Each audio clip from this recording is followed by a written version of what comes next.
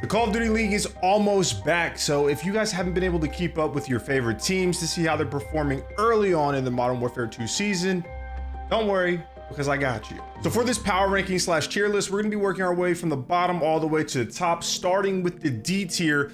And the first team is gonna be the London Royal Ravens. Now, I didn't necessarily think this team was gonna be a contender by any means, but I am kind of surprised that this team has been performing as bad as they have been to start off Modern Warfare 2. Supposedly every team has just been having their way with them in scrims. So from my understanding, they make the Seattle Surge team of Modern Warfare look like a contender. And the Ravens are gonna be the only team in the D tier, I know, but they just look like they're way behind compared to all the other teams from what I've seen and from how the streets are talking. The next team and the first team that's gonna be in the C tier, guys, is gonna be the Florida Mutineers. Now, I'm not a fan of this team on paper by any means, okay? I didn't think they were great last year, and their two best players individually, you could say, left the team, right? So for me, I just think this new roster with Brack and Vikel, I'm sorry if I am pronouncing it wrong. It's gotta be one of those two. I just don't think that they have enough firepower compared to the best teams in the game or the teams that you think are gonna be the best teams throughout Modern Warfare 2. So they're gonna have to rely on their S&D. And you don't ever want to have to rely on it. That should always be a bonus, right? You want to be a great S&D team, but you don't want that to be the only way you're going to win a series. And I think they need more. I think they need more firepower. They don't have enough talent individually. But I do hope they can prove me wrong, because it's nothing against any of those players on the team. It's just my opinion. Following the Mutineers is going to be the Los Angeles Guerrillas. Now, this is another team I don't understand. I mean, LAG's got the bag, right? So they're throwing the bag at whoever they could possibly get, right? Of course. But someone like Arcides, one of the best main ARs of all time, honestly, one of the best players of all time, had a lot of success on his FaZe team.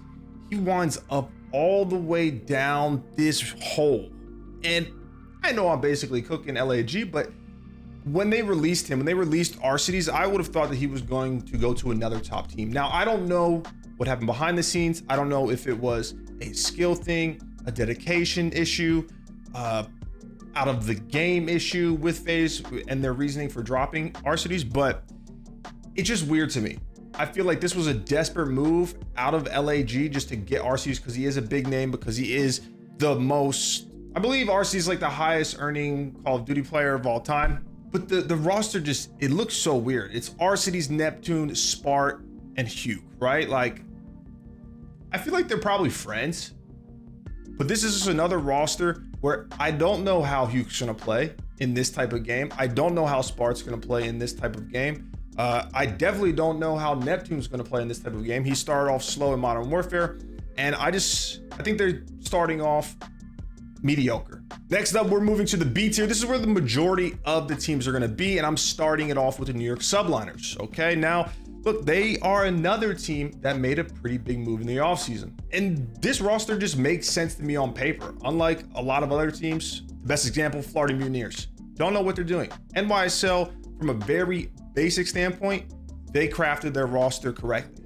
And I think that this team honestly has the potential, has the ceiling to be a contender in Modern Warfare 2. It'll be interesting though, once again, to see how they play in this type of game. It's gonna be a lot slower than the most recent Call of Duties. So it'll be interesting to see how Skies plays it, to see how Hydra plays it, to see how Kismet plays it, to see how Priest plays it. But they have potential. Once again though, all of the times that I've seen them practice so far, they look solid. You know, like I said, they're a middle of the pack team. I think that's also what the coaches voted. They had them kind of middle of the pack, 6 ranking, or number 6, number 7. I don't know what it was, but they have potential in my opinion. But right now they're kind of just in limbo with a lot of other teams. Next up, we have the Boston Breach. Now, this team also made some roster changes. They added Awakening from Florida Mutineers, and they also added Vivid. So the team is going to be Methods, Nero, Awakening, and Vivid. Now, this team also fits the kind of standard build when it comes to creating a roster, in my opinion. You're going to have Methods, the slow AR player. You're going to have Awakening, who's kind of that medium paced, very flexible, no pun intended, player on the flex. And then you have your 2 aggressive subs in Vivid and Nero. The biggest thing for me though is just seeing how the 2 subs play together, especially because this is a slower paced game. I don't know if they're gonna be as good, as deadly compared to the other top subs or top sub duos in the game.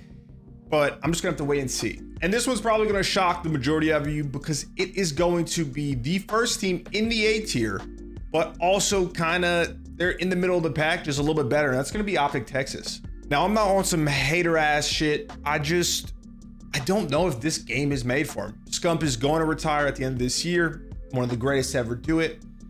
No, I'm not going to sit up here and say like, oh, he's not passionate about it, blah, blah, blah. He's obviously going to be giving it his all his final year, et cetera, et cetera. I just don't know if the game complements their team. I think it would complement Scump, right? Because it is like an older Call of Duty.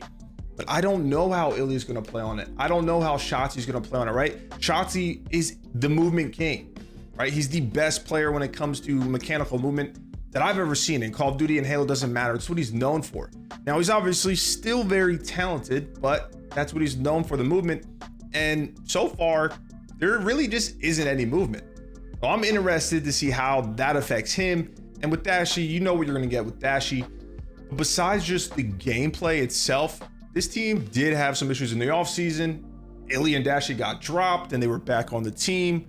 It was a little weird situation that happened. Like they were dropped so quick, Scump didn't even know, yada, yada, yada. I don't know. I just think that this team, they need to be good. They need to be really good off the rip. If not, they could easily either make a team change or almost chalk the season if they are playing to stay together the entire season. And what I've seen, they look good sometimes, they look bad sometimes. It sucks because a lot of the teams stop streaming their scrims.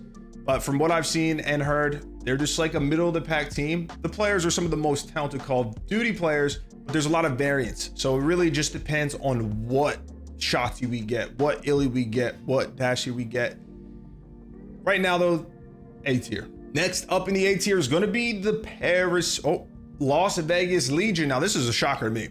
This happens every year, okay? This happens every single year. I hope I'm not right with this, but there's always one team that grinds in the beginning of the game and they're further ahead, right? Because it's so early on. Even if you're one day ahead of other teams, that's like 6 months at the end of the game, if that makes sense. Like you're that far ahead and they've been probably, I don't know if I want to say they've grinded the most, definitely top 3 most practiced team, most prepared team so far. And then once teams kind of catch up, they just fall off. That's where I have Las Vegas Legion right now. But right now they look really good. Like they look pretty damn good. It's surprising because their streams are comedy. Like boys are cooking each other left and right. They have a lot of camaraderie. I hope, you know, they remind me a lot of my FaZe team back when I was still competing. But this team does have some veteran players, okay? You have Clay, you have Temp, you have TJ Haley, and then you have the young gun Proloot. I don't know how young he is, but just the newcomer, right? He is a relatively, this is his 2nd year in the league, I'm assuming. I don't know how long he's been playing for, but this team does look good so far in scrims. We just have to wait and see how they play when it really matters. And then in 5th, we're gonna have the Seattle Surge. Now, this is the same team from last year. Team's got a lot of potential. I think this game actually really complements players like Accuracy and Pred, their play styles. Sib's going to be interesting to see because he's unbelievably talented, but I just want to see him in a slower pace COD. And then you have Mac, who he's kind of their X factor for me. I know he made his name in Modern Warfare, which isn't the best game to kind of judge someone on. In my opinion, I don't think it was like a Call of Duty. I think it could be a completely different game if it just didn't have the name Call of Duty in it. But this is another team that I think could win a championship this year like they did last year, but we just have to wait and see. Coming up next in the A tier is going to be the Minnesota Rocker. Now, this team went for basically a complete rehaul.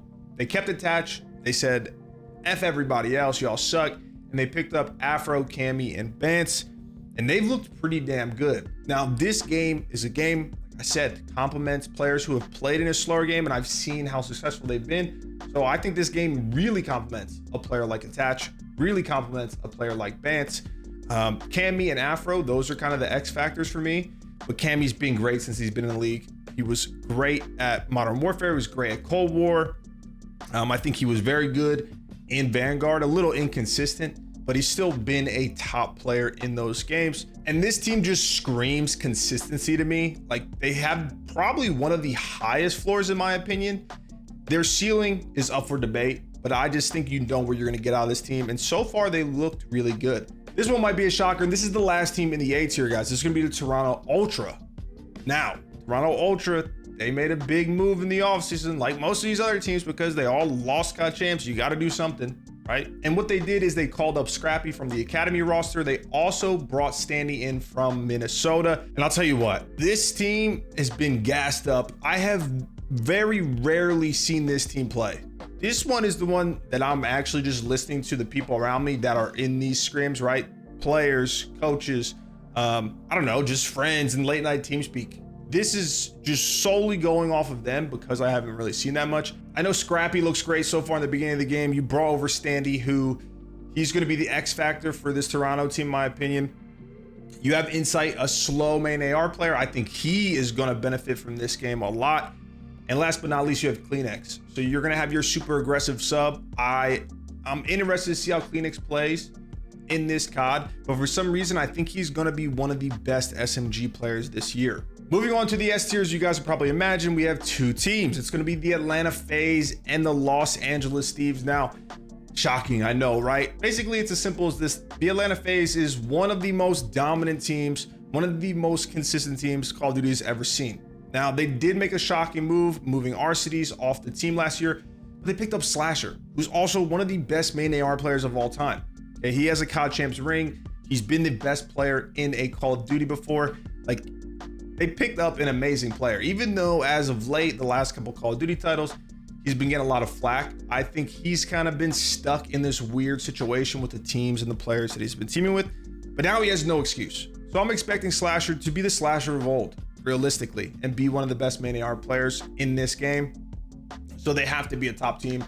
They kept 3 of their 4 from last year, from the last couple years. It's Atlanta FaZe, come on. And LAT, it's just simple. They went back to back. They won COD champs. I think that this team, once they understand the game, they're going to be dominant. They have some of the clutchest players on their team. They have just very well-rounded players, in my opinion. Like, all of their players, besides Octane, can basically do anything at any time. And I have seen some scrims out of this team. They looked a little shaky in the very beginning when the game dropped, but since then they've been pretty dominant. I know they've won the majority of their scrims. Now, this doesn't really matter. It's so early in the game. It doesn't matter if you're really winning online scrims, but that's the only thing that we have. And I know a lot of the coaches in the coaches poll had LAT at number 1. So I'm not being biased. They just look great going into this year. And that's a good sign because they started slow last season. You don't want that to happen again. They're the best team in the game so far.